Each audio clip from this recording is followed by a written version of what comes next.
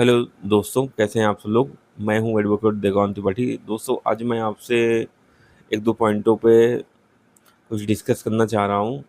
मेरा मेरा पहला पॉइंट ये है कि अगर आपका किसी भी कोर्ट में, चाहे वो जेएमएफसी कोर्ट हो, चाहे वो डिस्ट्रिक्ट एंड सेशन कोर्ट हो या कोई दूसरी कोर्ट हो, उस कोर्ट में अगर केस चल रहा है और आपके केस में कंटिन्यूसली आपको डेट मिल रही है और आप उस डेट पे लगातार उपस्थित रहते हैं, लेकिन इन केस कभी फ्यूचर में कोई ऐसी सिचुएशन बन जाती है जिसकी वजह से आप वहाँ उपस्थित नहीं हो पाते हैं, जैसे कि आपने कोई एड्रेस चेंज कर दिया, ठीक है, या आपके घर में कोई प्रॉब्लम हो गई, तो इस बात की इंटीमेशन जो है कोर्ट को तुरंत दें।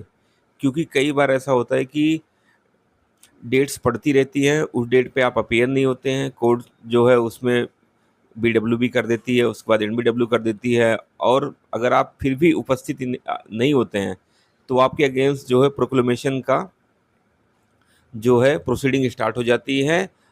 और प्रोक्लेमेशन के टाइम में 30 दिन का गैप होता है जिसमें आपको कोर्ट में प्रेजेंस होना है। अगर आप उस डेट पे प्रेजेंस नहीं होते हैं तो आपके अगेंस्ट जो है प्रोक्लेमेशन का अलग से केस चल सकता है, प्लस आपको बेल मिलने के चांसेस ना के बराबर रहते हैं।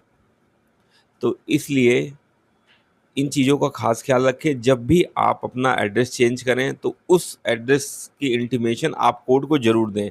आप अगर रेंट पे रह रहे हैं तो आप उसकी इंटीमेशन दें, अगर आपका परमानेंट है तब भी आप उसको इंटीमेशन दें। मतलब किसी भी तरीके के कॉरस्पॉन्डेंस अगर आप चेंज करते हैं तो आप उसकी इंटीमेशन एक एफिडेविट के माध्यम से कोर्ट को ज़रूर बताएं।